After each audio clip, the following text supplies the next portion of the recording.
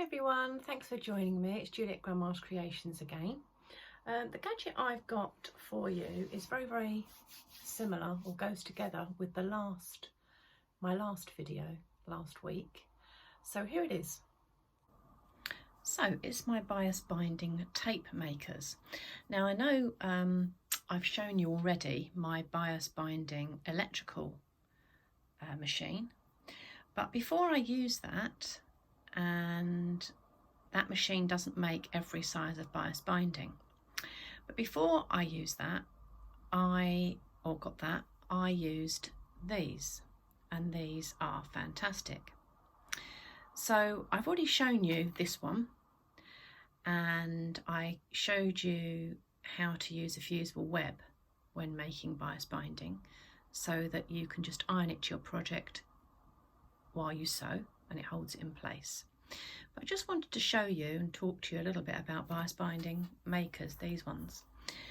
Now these two are Clover, that's the company that makes them, and this little thing here has got a handle, a longer handle, just to pull it along. That's the only difference. And the other difference is it hasn't got that channel that I was talking about. It has got a channel, but it's not got that channel to hold the fusible web in place. This one is, I don't know what make this is, to be honest with you. If anybody knows, please put it in the comments box. But you notice, you turn these over, that they've got numbers on. Now that's number 12, and that means it's a 12mm bias binding tape maker. This one, turn it over, it's an 18, so that will make you an 18mm bias binding tape. And this one is a 9. So I've used 9 quite a bit, but I would actually say you're more likely, I've used those for sort of stems, the stems of flowers and things like that, for a small, because that's the sort of size that comes out of. These two probably are the ones, so the 18 and the 12 are probably what you're going to use the most of. So I don't actually really work in millimeters or centimeters or meters unless I'm dressmaking. So when I do anything other than dressmake, I always go to inches. So this one here, the 9, that is actually, if I hold it onto a ruler here, that is going to make you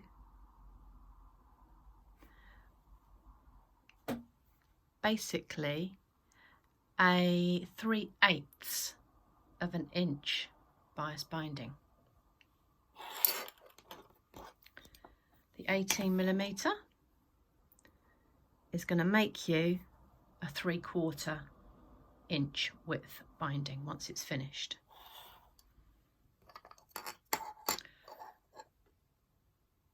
And this one, the 12, is going to make you a 1/2 inch bias binding. So that's the first thing that you need to consider. Which one? What's the width of your bias binding that you require for your project? So the next question is, how wide then do we cut the fabric strip that we're going to put through our bias binding makers? So if I use the biggest one, if this is going to come out as a 3/4 inch bias binding, you can see that by the time that bias binding is folded over like that, then you're going to require double the width of your bias binding maker. So that's a great tip, because that will be the width, and it will be folded in half, folded in half. So basically you've got half, half and 1, which makes 2. So you need to double the fabric width of the end bias binding required.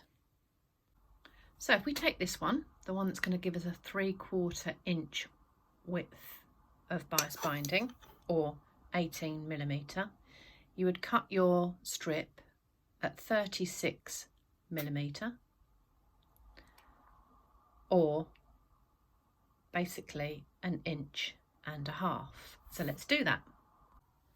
So here we are. I've cut my strip accordingly. And the other thing you need to remember, if you want your bias binding to be a true bias binding, you need to cut that fabric on the bias, which means that you don't just cut straight across the fabric, you actually cut that fabric at a 45-degree angle from the selvage.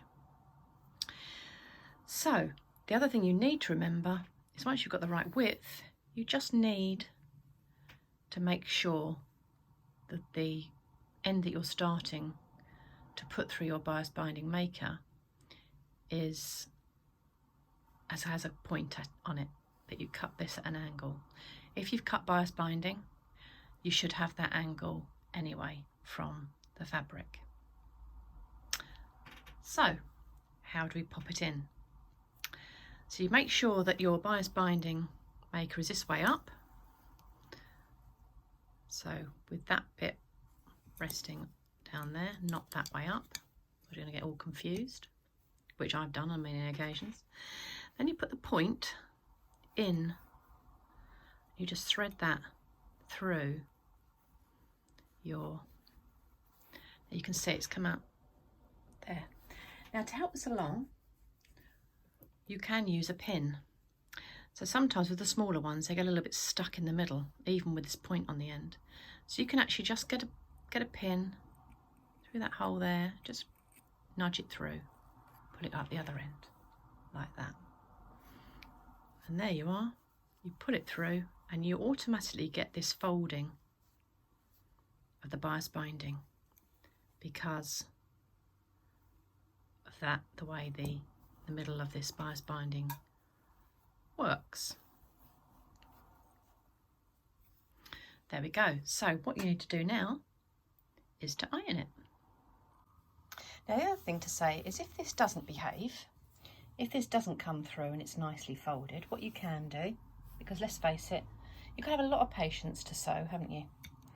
If it doesn't, then all you need to do is just pull it back through, pull it again, just keep going back and forth. You shouldn't need to do it more than a couple of times, and you'll find that it starts to behave itself.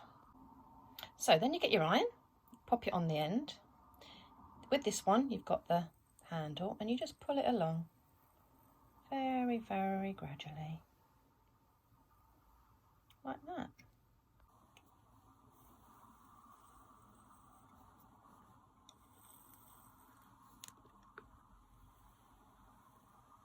All the way along till you finish your strip. So you need to make sure you're doing this with a hot iron, and then that's what you get, that effect where you've got a fold and a fold neatly into the middle, and there you have your bias binding. So of course, depending on how you want to use it, you can then double it over, and that makes a beautiful bias binding. So I hope you found that useful. There's one more thing to say.